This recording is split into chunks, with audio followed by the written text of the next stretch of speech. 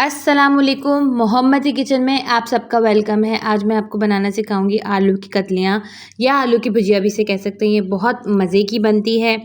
इसे पराठों के साथ सर्व कर सकते हैं और इसके अलावा इसे चावल और रोटी के साथ भी खाया जाता है।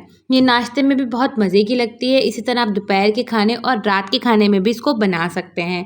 इसे बहुत से लोग शोरबे के साथ बनाना पसंद करते हैं और बहुत से लोग इसे भुना हुआ बनाना पसंद करते हैं। मैंने आपको दोनों तरीके बताए हैं। चलिए रेसिपी स्टार्ट करते हैं। सबसे पहले मैंने एक कढ़ाई ली है और मैंने इसमें तेल डाला है। तेल तकरीबन मैंने 1/4 कप डाला है और तेल को मैं इसको हल्का सा गर्म करूँगी। तेल अच्छे से गर्म हो जाएगा तो मैं इसके अंदर लाल मिर्च डालूँगी।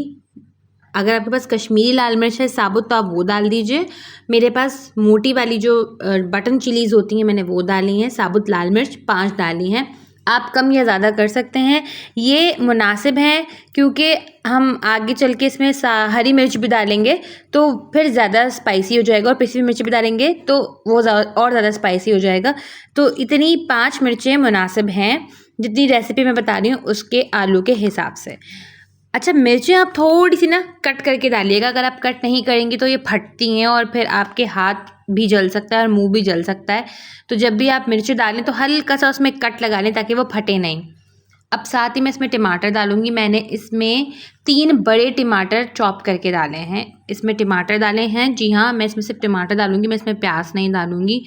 इसी तरह बनाइएगा, बहुत मज़े की बनेगी। मेरे कहने पे ट्राई कीजिएगा। अब मैं इस टमाटर को अच्छे से भून लूँगी। टमाटर हमारे अच्छे से कुक हो रहे हैं, साथ ही फ्राई हो रहे हैं। हम इसके मसाले डालेंगे। मैंने इसमें तकरीबन आधे चम्मच ज़ीरा डाला है और इसको डाल के इसको भूनूंगी। साथ ही मैं इसके अंदर हल्दी डाल रही हूँ, ये भी आधा चम्मच है। हल्दी खानों में ज़रूर यूज़ किया करें, हल्दी एंटीसेप्टिक होती है, इसके बहुत बेनिफिट हैं। मैं साथ ही इसमें मिर्चें डाल रही हूँ। मिर्ची मैंने थोड़ी सी कम डाली हैं, आधे चम्मच के करीब मैंने इसमें मिर्चें डाली हैं, लाल मिर्च, क्योंकि मुझे बैलेंस करना है, इसका फ्लेवर ज़्यादा स्पाइसी ना हो जाए। आप अपने हिसाब से कम या ज़्यादा डाल सकते हैं। मैंने 1 चम्मच इसमें नमक डाला है। इन मसालों को डालने के बाद मैं इसको अच्छे से भूनूंगी ताकि इस मसालों की सारी रॉ स्मेल ख़त्म हो जाए और टमाटर हमारे अच्छे से गल जाएं। टमाटरों को मैंने चॉप किया है, मैंने स्लाइस में नहीं काटा, ठीक है। इससे टमाटर जल्दी से अच्छे से गल जाते हैं और ज़्यादा इसके चंक्स भी नहीं रहते। इसको हम अच्छे से मिक्स करने के बाद इसको ढककर तकरीबन 5 मिनट के लिए पकने के लिए रख देंगे ताकि हमारे सारे टमाटर अच्छे से गल जाएं। ज़्यादा टाइम नहीं लेते, बस 5 मिनट में ये गल जाएंगे। अगर आपके टमाटर 5 मिनट के अंदर ना गलें तो 2 मिनट आप और पका लीजिएगा, 7 मिनट में ये अच्छे से गल जाएंगे। देखिए हमारे खूबसूरत से टमाटर गल गए हैं, अच्छे से मैंने इसको भून लिया है।